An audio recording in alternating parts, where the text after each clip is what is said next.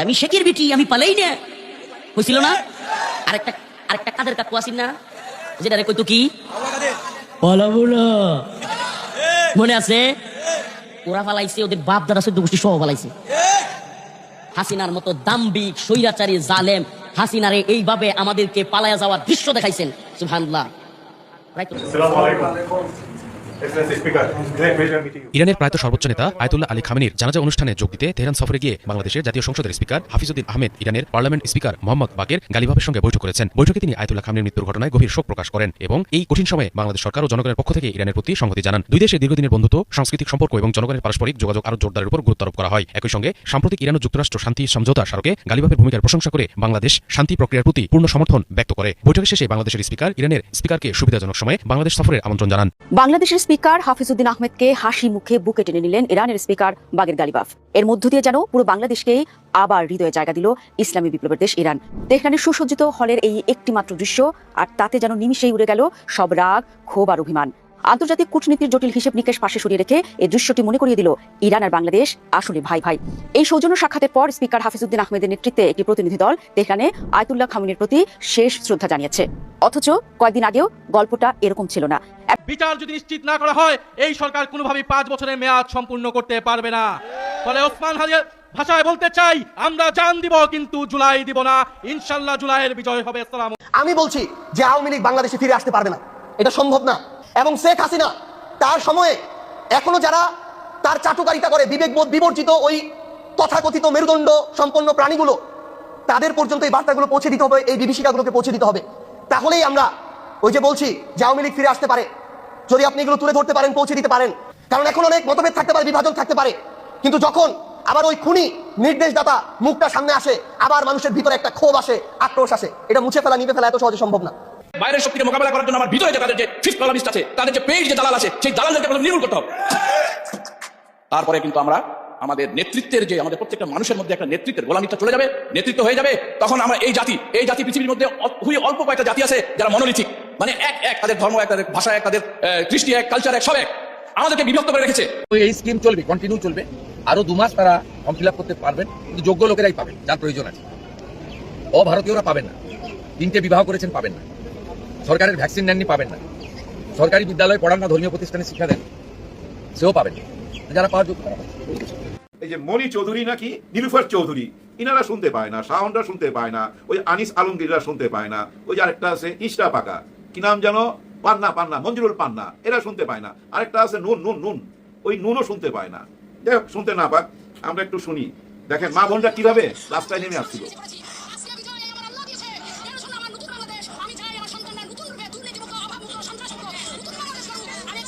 বলেন তো এখানে কিসের ডিজাইন আছে?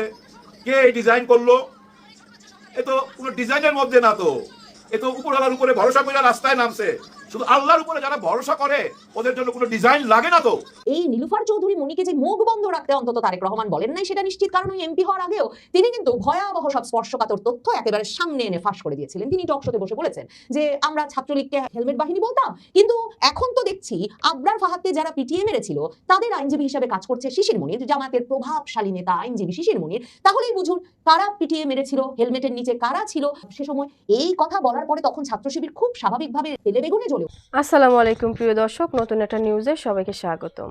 প্রিয় দর্শক, ভিডিও শুরুতেই অনেকগুলো ভিডিওর অংশ বিশেষ আপনারা ইতিমধ্যে দেখেছেন। দেখেই বুঝতে পারছেন আজকের ভিডিওটি কতটুকু গুরুত্বপূর্ণ এবং আকর্ষণীয় হতে চলেছে।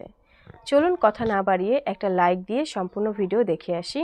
তার আগে বলবো, যারা এখনও চ্যানেলটি সাবস্ক্রাইব করেননি তারা সাবস্ক্রাইব করে দিবেন, আর যারা সাবস্ক্রাইব করেছেন তাদেরকে অসংখ্য ধন্যবাদ। প্রিয় দর্শক, কথা বাড়াবো না, চলুন মূল ভিডিওতে চলে যাই। বিএনপির আলোচিত নেত্রী এবং সংরক্ষিত মহিলা আসনের এমপি নীলুফার চৌধুরী মনি আবার এমন এক বিস্ফোরক মন্তব্য করেছেন, তার উপর আবার ভীষণ স্পর্শকাতর জুলাই মাসে বসে 2024-এর জুলাই আগস্ট আন্দোলন সম্পর্কে যে চারদিকে আলোড়ন পড়ে গেছে, তার নিজের দল বিএনপির ছাত্র সংগঠন ছাত্র দলের সভাপতি বলেছেন যে তিনি তার এই বক্তব্যকে ঘৃণা ভরে প্রত্যাখ্যান করেন। কারণ নীলুফার চৌধুরী মনি অনেক কথাই বলতে পারেন না, কারণ বললে পরে অনেকের কাপড় চোপড় নষ্ট হয়ে যাবে, এসব ভূমিকা করে এমন একটা বিষয় নিয়ে প্রশ্ন করেছেন যে প্রশ্নের উত্তর গত 2 বছরে পাওয়া যায় নাই, এবং এখন পর্যন্ত, এমনকি নীলুফার চৌধুরী মনিদের সরকার ক্ষমতায় থাকার যখন 4 মাস পেরিয়ে গেছে, তখনও এই প্রসঙ্গে রহস্যের কোনো অবসান হয় নাই যে স্নাইপার বন্দুকগুলো কাদের হাতে ছিল। পুলিশের হাতে ছিল। পুলিশের কাছে কি আসলে স্নাইপার রাইফেল আছে, নাকি সেনাবাহিনী, র্যাব কারা চালাচ্ছিল, কারা সুনির্দিষ্টভাবে এমনভাবে দূর থেকে নিশানা করে গুলিবিদ্ধ করার প্রশিক্ষণ সমৃদ্ধ বন্দুকধারীদেরকে মোতায়েন করেছিল সেই 2024 সালের জুলাই আগস্টে, সে বিষয়ে রহস্যের তো কোনো কুলকিনারা হয়নি। বারবার এ নিয়ে যেই প্রশ্ন করে তাকে সকলে মিলে এমনভাবে চেপে ধরেন যে তার চাকরি রাখা দায় হয়ে পড়ে। স্বরাষ্ট্র উপদেষ্টা ব্রিগেডিয়ার সাখাওয়াত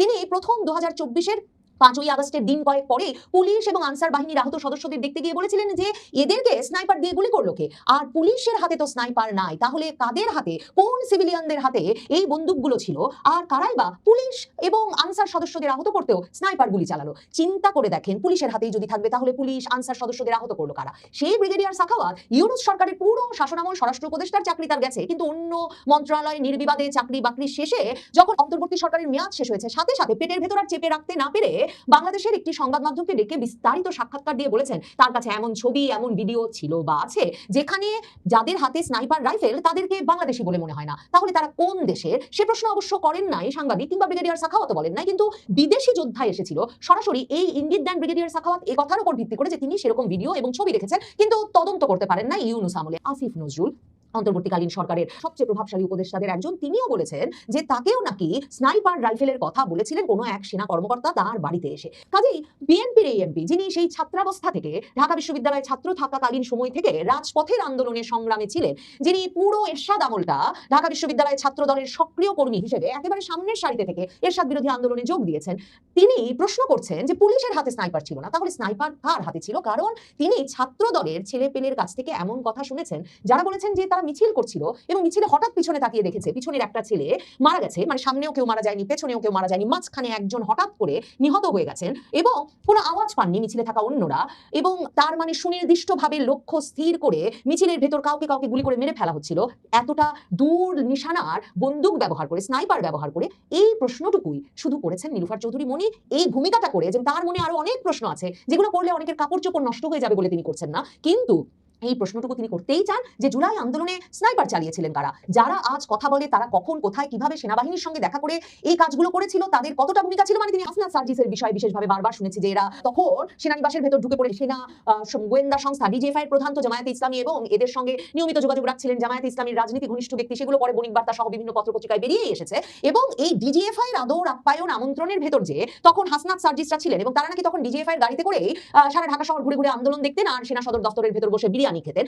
এসবের কথা উল্লেখ করে সম্ভবত নীলুফার চৌধুরী বলেছেন যারা আজ কথা বলে তারা কখন কোথায় কিভাবে সেনাবাহিনীর সঙ্গে দেখা করে এই কাজগুলো করেছিল, তাদের কতটা ভূমিকা ছিল। যাদের বলা হয় যে তারাই আন্দোলনের মেইন, এই আন্দোলনে কারা মেইন ছিল কেউ জানে না, আন্দোলনে অংশ নেওয়াদের একজন আরেকজনকে চেনে নাই, পাশে হাঁটতে গেছে, আন্দোলন করতে গেছে, পাশের একজন পড়ে গেছে, মনে করেছে যে সে নর্মাল পড়েছে, আসলে সে মারা গিয়েছে, গুলিটা সামনে থেকে আসছে না পেছন থেকে আসছে সেটাও জানে না, গুলির কোনো শব্দ হয় নাই, এটা স্নাইপারের গুলি ছিল। বাংলাদেশের সেনাবাহিনী এই গুলি চালিয়েছে, র্যাবে নিযুক্ত সেনাবাহিনীর কর্মকর্তাদের হাতেই বন্দুক ছিল নাকি বাংলাদেশের পুলিশ বাহিনীর হাতেই ছিল? প্রশ্নটা তো খুব সিম্পল, কিন্তু সেই প্রশ্নের উত্তর কেন মিলছে না সেটা একটা প্রশ্ন বটে। এমনকি ওই যে বাংলাদেশের একটা টেলিভিশন চ্যানেলকে যে ব্রিগেডিয়ার সাখাওয়াত অন্তর্বর্তী সরকার থেকে বেরিয়ে এসে বিবেকের তাড়নায় নাকি পেটে চাপতে না পেরে যে বললেন যে বিদেশি যোদ্ধারা ছিল, তারা কিন্তু প্রশ্ন করেছিল যে কোন বাহিনীর হাতে ছিল, কি ছিল, এগুলো কি কোনোভাবে খোঁজ খবর করা হয়েছে কিনা? তিনি বলেছেন তিনি তো সময় পান নাই। মানে একটা লোক মন্ত্রী থেকেছেন, সেই সরকারে থেকে তার কাছে ভিডিও আছে, ছবি আছে, বিদেশি যোদ্ধারা ছিল, তিনি জানেন স্নাইপারে গুলি হয়েছে, কিন্তু কোন বাহিনী ব্যবহার করেছে সেটা পর্যন্ত চিহ্নিত করে না ইউনূস সরকার 2 বছরে কিংবা নীলুফার চৌধুরী মনির সরকার, বিএনপি সরকার গত 4 মাসে। এই যে নীলুফার চৌধুরী মনি এ ধরনের বিস্ফোরক মন্তব্য করে বসলেন এমন একটা স্পর্শকাতর সময়ে, সেটা নীলুফার চৌধুরী মনি ভীষণভাবে একরোখা সাহসী এক রকমের একলা চলনীতি নিয়ে সেসব বক্তব্য ইউনূস আমল থেকেই দিচ্ছেন। কিন্তু মনে রাখতে হবে এরপরেও মানে ভীষণ প্রতিদ্বন্দ্বিতার মধ্যে কিন্তু দ্বিতীয়বারের মতো সংরক্ষিত আসনে নীলুফার চৌধুরী মনিকে এমপি পদে মনোনয়ন দিয়েছেন প্রধানমন্ত্রী তারেক রহমান, বিএনপি প্রধান নিজে। কাজেই এই নীলুফার চৌধুরী মনিকে যে মুখ বন্ধ রাখতে অন্তত তারেক রহমান বলেন নাই সেটা নিশ্চিত, কারণ ওই এমপি হওয়ার আগেও তিনি কিন্তু ভয়াবহ সব স্পর্শকাতর তথ্য একেবারে সামনে এনে ফাঁস করে দিয়েছিলেন। তিনি টকশোতে বসে বলেছেন যে আমরা ছাত্রলীগকে হেলমেট বাহিনী বলতাম, কিন্তু এখন তো দেখছি আবরার ফাহাদকে যারা পিটিয়ে মেরেছিল তাদের আইনজীবী হিসেবে কাজ করছে শিশির মনির, জামায়াতের প্রভাবশালী নেতা আইনজীবী শিশির মনির। তাহলেই বুঝুন কারা পিটিয়ে মেরেছিল, হেলমেটের নিচে কারা ছিল সে সময়।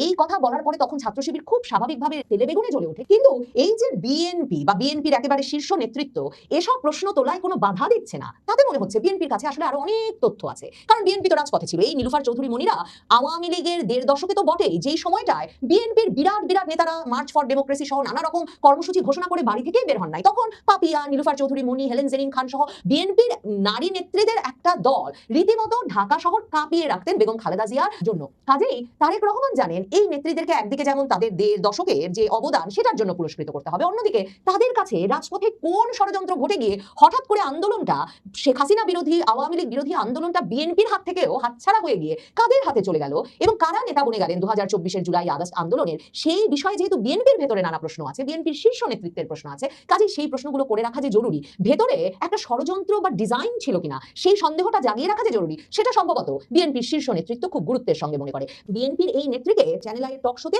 সঞ্চালক তখন প্রশ্ন করেছিলেন, তার মানে এটা কি কোনো ডিজাইন ছিল বা ষড়যন্ত্র ছিল? জবাবে নীলুফার চৌধুরী মনি বলেছেন, ডিজাইন তো অবশ্যই ছিল, ষড়যন্ত্র কিনা আমি বলতে পারবো না। তিনি আরো দাবি করেন, কারা মারলো কেউ জানে না, সামনে কোনো পুলিশও ছিল না, পুলিশের গুলি হলে তো সামনেই হতে পারে কোনো বাসা থেকে টার্গেট করে, ওপরতলা থেকে টার্গেট করে হয়তো গুলি করা হয়েছে। আমার নিজের কাছে অনেক প্রশ্নের উত্তর নাই। এখন বিএনপির ছাত্রদলের সভাপতি রাকিব আবার বলে বসেছেন যে তিনি নীলুফার চৌধুরীকে তার এই বক্তব্যের জন্য ঘৃণা ভরে প্রত্যাখ্যান করছেন, তার এই বক্তব্যকে। এখন রাকিবের বিপদটা দেখেন, এই ছাত্রদল সভাপতি এখন পর্যন্ত ঢাকা বিশ্ববিদ্যালয়ে তার দলটাকে নিয়ে ঠিকমতো গুছিয়ে বসতে পারেন নাই। 2024-এর 5ই আগস্টের পর থেকে ছাত্র শিবির সভাপতি হিসেবে সাদিক কায়েমরা বেরিয়ে আসার পর থেকে ডাকসু ভিপি হওয়া পর্যন্ত এই ছাত্রদল সভাপতি রাকিবুল ইসলাম রাকিবকে তারা চাচার বয়সে উল্লেখ করে বলেছেন যে এর সাথে ছাত্র আন্দোলনের ছাত্র নেতার কি সম্পর্ক, আর ওনারা তো পারেন নাই হাসিনাকে ফেলে দিতে, আমরা পেরেছি, কাজে কেন ছাত্রদলকে এখন ঢাকা বিশ্ববিদ্যালয়ে ঢুকতে হবে? কাজেই ছাত্রদল সভাপতি রাকিবুল ইসলাম রাকিব এখন জুলাই আন্দোলনের প্রতি তার গভীর প্রেম দেখিয়ে জুলাই আন্দোলনে বিজয়ী পক্ষের কৃতিত্ব নিতে চাইছেন বটে, কিন্তু সাদিক কায়েমরা কিছুতেই তাকে এই কৃতিত্বের কিছুমাত্র ভাগ দিতে 2024-এর আগস্ট থেকে এই 2 বছরে কিন্তু রাজি হয় নাই।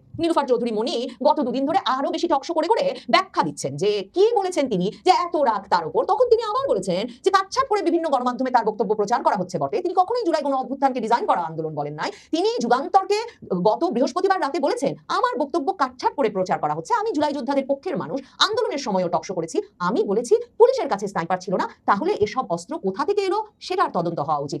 জুলাই ডিজাইন মন্তব্যের ব্যাখ্যা দিয়ে তিনি বলেন, আমি জুলাই ডিজাইন বলেছি এই অর্থে যে ষড়যন্ত্র করে আমাদের ছেলেগুলোকে হত্যা করা হয়েছে, আমি তো বলিনি জুলাই আন্দোলন ডিজাইন করা হয়েছিল।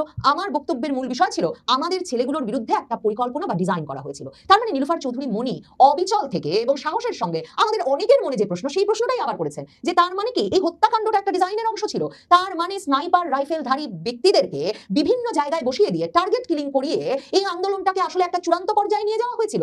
নীলুফার চৌধুরী মনি যে কথা বলেছেন, বাংলাদেশের সকল মানুষই সেটাই মনে করে যে পুলিশের হাতে যদি স্নাইপার না থাকে তাহলে কোন বাহিনীর হাতে ছিল বা কোথা থেকে এই অস্ত্র এলো সেসব বিষয়ে সুনির্দিষ্ট তদন্ত হওয়া উচিত, সেটাই নীলুফার চৌধুরী মনির মতো সকলেরই দাবি। আর এসব প্রশ্নের উত্তর না দিয়ে কেন প্রশ্ন করা হলো, তাকে যদি ঘৃণাভরে প্রত্যাখ্যান করা হয় কিংবা শিরোনাম করা হয় বাংলাদেশের সংবাদ মাধ্যমে জুলাই বিপ্লবকে অবজ্ঞা করে কি বললেন নীলুফার চৌধুরী মনি, তাহলে নিশ্চিতভাবে জুলাই আন্দোলন নিয়ে সন্দেহ, জুলাই আন্দোলনকে অবজ্ঞা করে কথা বলা এবং জুলাই আন্দোলনের পেছনে একটা নীল নকশা ছিল কিনা সে প্রশ্নটা বারবার উঠতেই থাকবে।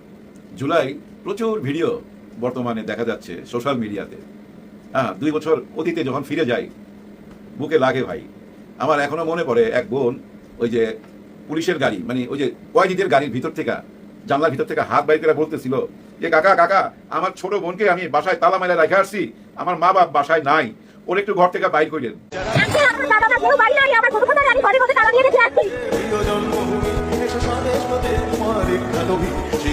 ওই দৃশ্যটা এখনো চোখে ভাসে, চোখে ভাসে।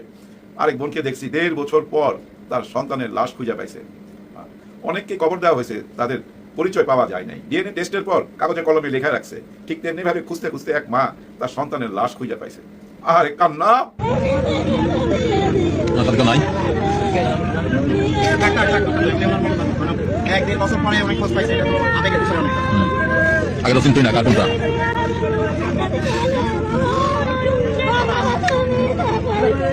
এই কান্নাটা না, এই যে মনি চৌধুরী নাকি নীলুফার চৌধুরী, ইনারা শুনতে পায় না, সাউন্ডরা শুনতে পায় না, ওই আনিস আলমগীররা শুনতে পায় না, ওই যে আরেকটা আছে ইস্টা পাকা, কি নাম জানো, পান্না মঞ্জুরুল পান্না, এরা শুনতে পায় না, আরেকটা আছে নুন, ওই নুনও শুনতে পায় না। যাই হোক, শুনতে না পাক, আমরা একটু শুনি। দেখেন মা বোনরা কিভাবে রাস্তায় নেমে আসছিল।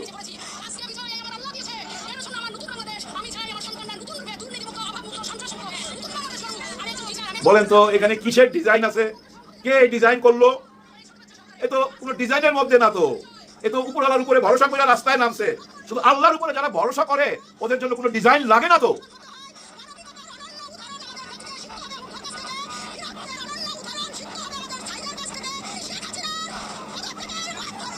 শেখ হাসিনা কি করলেন? কার মেয়ে আপনি? আপনার বাবাকে এই দেশের স্বাধীনতার সাথে আপনার দলের নাম অঙ্গাঙ্গি ভাবে জড়িত। আপনি কিভাবে পারলেন হেলিকপ্টার থেকে গুলি করতে? বাচ্চাদের উপরে ছাদে দাঁড়ায় রয়েছে, ঘরের ভিতরে জানলার সামনে দাঁড়ায় আছে, সেখানে যে গুলি আঘাত করছে। এই যে নীলুফার চৌধুরী স্নাইপার খুঁজা বেড়ায়, তারাই স্নাইপার দিয়ে গুলি করছে। আগে পিছনে সামনে কাউকে তো দেখলাম না, কোনো পুলিশ নাই। গুলিটা কে করলো? একজন আরেকজনকে চিনে না, তবুও কেন বুলেটের সামনে আসলো? হাতে ঢিল, সামনে বুলেট, তারা কেমনে আসে? এটা নীলুফার চৌধুরীরা বুঝে না, বুঝতে চায় না। কেন চায় না জানেন? ওই যে একটা কথা সবাই জানি না গেছে যে এই জুলাইয়ের সাথে কারা জড়িত। এই জুলাই সমস্ত ক্রেডিট চলে যায় এই ছাত্র শিবির, জামাতে ইসলাম, এনসিপি, 11 দল এদের দিকে। কিন্তু বিএনপিও তো জড়িত, অঙ্গাঙ্গি ভাবে জড়িত। সবচেয়ে বেশি জুলুমটা তো হয়েছে বিএনপির উপরে, কারণ বড় দল, বেশি কর্মী মাঠে ঘাটে ঘুমাইছে। লক্ষ লক্ষ মামলা তো ভাই, এক একজনের বিরুদ্ধে 7-8টা না ভাই, 100-150 মামলা আছে। ঘরে ঘুমাইতে পারতো না, কি জুলুমটা না করছে। এই ক্যান্টনমেন্টের ভিতরেই ভাই আয়না ঘর, গুম ঘর, ওইখান থেকেই ওরাই খুন গুম এইসব চালায় গেছে। এইসব সত্য তো এখন মানুষের হাতে হাতে। ওই যে বলতেছিল না, আমরা 71 দেখি নাই, আমরা 24 দেখছি। কেন 24 দেখতে পাচ্ছে? এই সোশ্যাল মিডিয়ার কারণে, এই প্রযুক্তির কারণে। এখন সবাই হাতে হাতে ক্যামেরা, সবাই এখন সাংবাদিক, সবাই এখন তথ্য নিয়ে ঘুরে বেড়াইতেছে, সত্য নিয়ে ঘুরে বেড়াইতেছে। কি করে অস্বীকার যাবেন? সংসদে যেভাবে অস্বীকার গেছেন, বলছেন জুলাই তো মানি না, এটা আমরা নাটক করছি শুধু নির্বাচনের জন্য।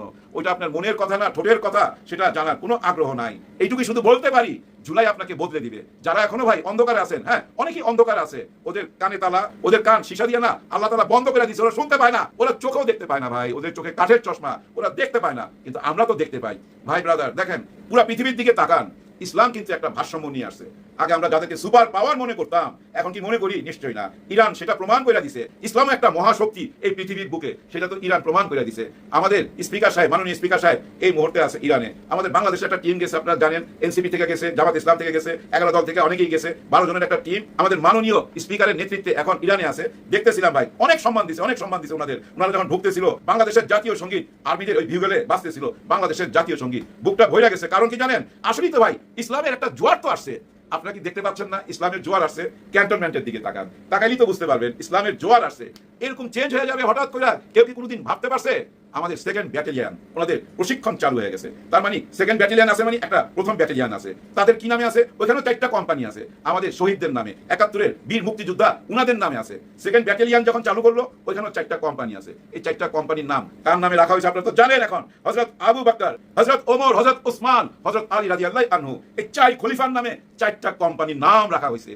কেন রাখা হয়েছে একটুখানি বুঝাইয়া বলি। দেখেন ভাই, অন্য কোনো নামও তো হইতে পারতো, কিন্তু এর চেয়ে কিছু ভালো হইতো? নিশ্চয়ই এর চেয়ে ভালো হইতে পারে না। আর অন্য নাম কি হতে পারতো? হ্যাঁ, এরকম কোনো প্রস্তাব নিশ্চয়ই গেছে যে এই জুলাই এই 4 জন শহীদের নামে রাখেন, 4টা কোম্পানির নাম। এরকম প্রস্তাব যে যায় নাই, এটা আমি বিশ্বাস করতে চাই না। কেউ না কেউ এরকম প্রস্তাব দিছে, কিন্তু ভাই যে মাস্টার মাইন্ড যে গেমটা খেললো না ভাই, এটার কোনো জবাব নাই। উনি ওই নামটা নেয় নাই, ওই 4টা নাম নেয় নাই, এমন 4 জনের নাম দিছে যেটা আর কেউ কোনোদিন চেঞ্জ করতে পারবে না। আমাদের এই জেনারেল ওয়াকার সাহেবকে থ্যাঙ্কস জানাই, স্যালুট জানাই। উনি হয়তো থাকবেন একদিন, কিন্তু ইতিহাসে ওনার নাম লেখা থাকবে। ভূমিকম্প আইনা দিছে তো ভাই, পার্শ্ববর্তী দেশের ভিতরে ভূমিকম্প হয়ে গেছে এই 4টা নাম রাখাতে। ওনার দাঁড়িয়েও তো একটা ভূমিকম্প আইনা দিছে। উনি যেদিন থেকে হজ করছে আর যেদিন থেকে দাঁড়িয়ে রাখছে, ওই দিন থেকেই কিন্তু ওনার পিছিয়ে লেগে গেছে। কারণ ওরা তো ভিতরের খবর রাখে, ভিতরে ভিতরে কি হইতে যাচ্ছে। এমন 4 জন খলিফার নাম দিয়ে দিছে, পুরো ক্যান্টনমেন্টের রূপই বদলে গেল আমাদের কাছে। জুলাই আসার সঙ্গে সঙ্গেই তো আমরা এই পরিবর্তনটা পাইছি। এই মুহূর্তে আমাদের সেনাপ্রধান বিদেশে আছে। কেন গেছে? অস্ত্রের ব্যাপারে। আমাদের দেশে অস্ত্রের কারখানা হচ্ছে। এই সীতাকুণ্ডতে 55 একর জমি দেওয়া হয়েছে। এটা কোনো টেক্সটাইল মিলের জমি ছিল অন্য কারো। এই পরিত্যক্ত জায়গাটাকে এখন অস্ত্রের কারখানা বানানো হচ্ছে। আবার ওদিকে নীলফামারীতে ড্রোন ফ্যাক্টরি হচ্ছে।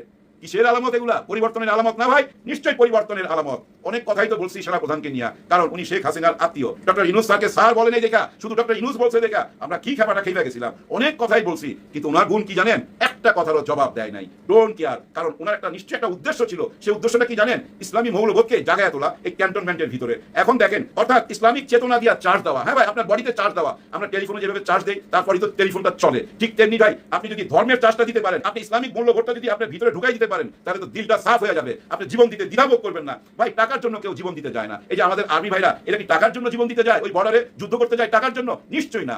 ভালোবাসার জন্য, আমাদের ভালোবাসার জন্য, মানুষের ভালোবাসার জন্য। ওরা দেশকে ভালোবাসে। আমরা ওনাদেরকে ভালোবাসি বলেই আমরা সবসময় কথায় কথা বলি না, আমাদের দেশ প্রেমিক সেনাপ্রধান, আমাদের দেশ প্রেমিক সৈনিক, এই কথাগুলো বলি বলেই ওনারা জান দিবার জন্য সাহস পায়। এখন তো আরো বেশি পাবে। কারণ দেখেন, আমি এমন একটা কোম্পানি, আমার কোম্পানির নাম আবু বকর কোম্পানি, আমার ভিতরে আলাদা একটা চার্জ হবে। আমার কোম্পানির নাম আলী কোম্পানি, আমার ভিতরে আলাদা একটা চার্জ হবে। আমার কোম্পানির নাম ওমর, আমার কোম্পানির নাম ওসমান। সাহসটা অন্যরকম চলে আসবে ভাই। যুদ্ধের ময়দানে একমাত্র উপরওয়ালা ছাড়া সঙ্গে কেউ থাকে না তো ভাই, ওই গোলা বারুদ আর উপরওয়ালা। আর এই কোম্পানিগুলোতে যারা জড়িত তাদের সাহসটা কেমন থাকবে? তাদের ভিতরে এই ফিলিংসটা আসবে স্বয়ং আল্লাহ আমাদের সঙ্গে আছে, তাদের ভিতরে এই ফিলিংসটা অটোমেটিক চলে আসবে যে আল্লাহ আমার সঙ্গে আছে, কারণ আমি আল্লাহর পিয়ারা বান্দা, হযরত আলী কোম্পানির একজন সৈনিক, আমি হযরত ওমর কোম্পানির একজন সৈনিক। ভিতরে সাহসটা কেমন থাকবে একবার ভাবেন তো। নারে তাকবীর আল্লাহু আকবার বলে যখন ঝাঁপায় পড়বে, কেউ রুখতে পারবে? কেউ রুখতে পারবে না। অনেকের ভিতরে হতাশায় কাজ করে, আমার ভিতরে ভাই হতাশা কাজ করে না। আমি একটু পজিটিভ মাইন্ডের, আমি দেখতে পাচ্ছি, আমার মনে হচ্ছে, আমার মন বলতেছে আমরা এগিয়ে যাচ্ছি, আমরা পিছাই নাই ভাই, আমরা নতুন রাস্তায় অলরেডি যাত্রা শুরু করে দিছি। আর এর পিছনের যে কারিগর, যে এই ফর্মুলাটা আইকা দিছে, যে এই রাস্তাটা দেখাইছে, সে কে?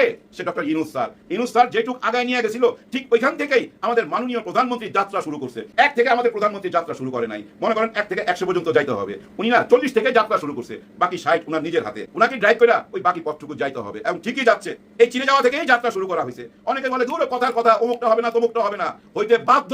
পদ্মা ব্যারেজ হচ্ছে, তিস্তা হচ্ছে, করিডোর নিয়ে কিছু কথাবার্তা আছে, হয়তো একটু সময় লাগবে, কারণ এই করিডোর হওয়া মানে তো ভাই বাংলাদেশকে আর কেউ আটকায় রাখতে পারবে না। আমরা যে গত 2 বছর ভারতে চিকিৎসা নিতে যাই নাই, এদিকে আমরা মহিলা গেছি, মহিলা যাই নাই। আর এই করিডোর চালু হয়ে গেলে এখান থেকে টিকিট কাটবেন, চীনে চলে যাবেন, ওখানে বাংলা সাইনবোর্ডও লেখা আছে, সবকিছু রাস্তা দেখাবেন, লোকজন আছে, আপনি ওইখানে চিকিৎসা নেবেন। আর ব্যবসা বাণিজ্যের ব্যাপারে সেটা তো ভাই অন্য কথা। এই যে দেখেন চীন আমাদের কাঁঠাল কিনবে, কোন কাঁঠাল? যে কাঁঠাল দিয়া শেখ হাসিনা বার্গার বানাইবার কথা বলছিল, সবাই আমরা হাসাহাসি করছি, আসলে কথা মিথ্যা না। এই কাঁঠাল দিয়ে ভাই অনেক কিছু বানানো যায়, এই কাঁঠাল দিয়ে মাংস বানানো যায়, বার্গার বানানো যায়, চিজ বানানো যায়, অনেক কিছু বানানো যায়। চীন আমাদের দেশের এই কাঁঠাল নিতে রাজি। একটা কাঁঠাল ভাই 20 টাকায় বেচে একজন কৃষক, কোনো টাকা পায় না। এখন সে দেখেন এই কাঁঠালটা 20 টাকার বদলে $20 বেচতে পারবে। উন্নতি হচ্ছে না? উন্নতি হবে। তাহলে আপনি একটা প্রশ্ন করতেই পারেন, এই নীলুফার চৌধুরী বা এই যে শাওন বা অনেকেই আছে, ওই আনিস আলমগীর টালমগীর, অনেকের নাম তো বলছি, এরা যে এইভাবে জুলাইর বিরুদ্ধে কথা বলতেছে, জুলাইকে নিয়ে সিডিআই করতেছে, এটার কারণ কি? এটা কেন উনি কিছু বলতেছে না? উনারই তো মহিলা আসনের এমপি এই নীলুফার চৌধুরী। বলে নাই বুঝবেন কেমনে? এমন তো না, কিছুই বলে নাই, নিশ্চয়ই বলছে। না বললে এই নীলুফার চৌধুরী কেন এখন আইসা বলতেছে না না আমার কথা বিকৃত করা হয়েছে, এডিট করা হয়েছে, আমি এইভাবে বলি নাই, আমি জুলাইর সাথেই আছি? কেন? ওই যে উপর থেকে কিছু বলা হয়েছে যে সাবধান, বহিষ্কার হয়ে যাবে কিন্তু। হ্যাঁ ভাই, এরকম রেকর্ড হয়ে যেতে পারে যে এমপি বহিষ্কার। এর আগে তো ভাই সন্ত্রাসীদেরকে বহিষ্কার করছে, এখন এমপি বহিষ্কার হয়ে যেতে পারে, এমন সিদ্ধান্ত দিয়ে দিতে পারে। কারণ বর্তমানে বাংলাদেশে পুরুষ প্রধানমন্ত্রী, এটা মাথায় রাখেন, পুরুষ প্রধানমন্ত্রী অনেক দিন পর পাইছি। এর আগে 18 মাস পাইছিলাম একজনকে, ডক্টর ইউনূস স্যার। উনার পরে আমরা পাইছি তারেক রহমান সাহেবকে। যা কিছু সিদ্ধান্ত হবে সব বীরের মতো হবে। আগামী নির্বাচন কবে? 4.5 বছর পর। 4.5 বছর অনেক লম্বা টাইম। আগে এই 36 দিন পার করতে হবে। 5ই আগস্টের আগে যদি গণভোটের অধিকারটা যদি আমরা পাওয়া যাই, জুলাই সনদপত্রের স্বীকৃতি পাওয়া যায়, জুলাই স্বীকৃতি পাওয়া যায়, 5 বছর যাওয়া কোনো ব্যাপারই না। বিরোধী দলের নেতা আর সরকারি দলের নেতা একসাথে হাত মিলায় সংসদ ভবনের ভিতরে, আমরা চাই এভাবে হাত মিলাইয়া 5 বছর যান, কিন্তু জুলাই স্বীকৃতি আগে। সবাই প্রিয় দর্শক, ভিডিওটি দেখে কি জানলেন বুঝলেন অবশ্যই আপনাদের মূল্যবান মতামত কমেন্ট বক্সে জানিয়ে দিবেন। পারলে ভিডিওটি শেয়ার করে সবাইকে দেখার সুযোগ করে দিবেন। ধন্যবাদ।